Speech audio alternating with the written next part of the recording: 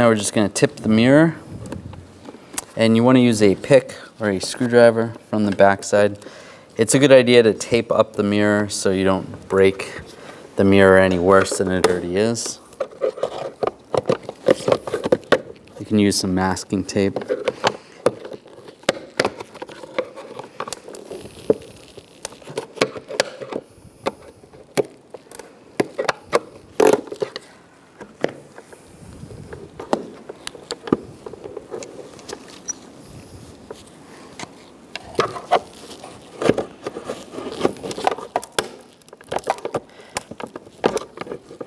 We're going to get in here and just try to pry off the clips.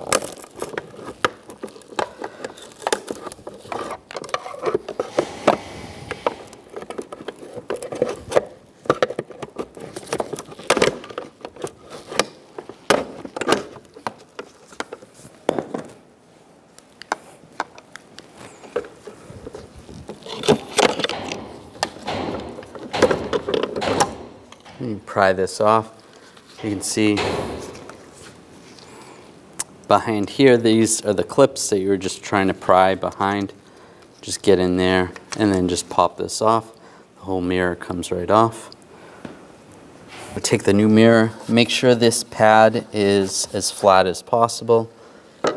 Just line it up.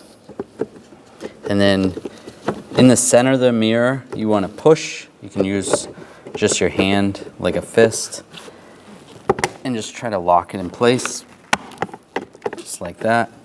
You don't want to take and grab the mirror on the sides and try to push it that way. You want to go from the center, and that's all the way on.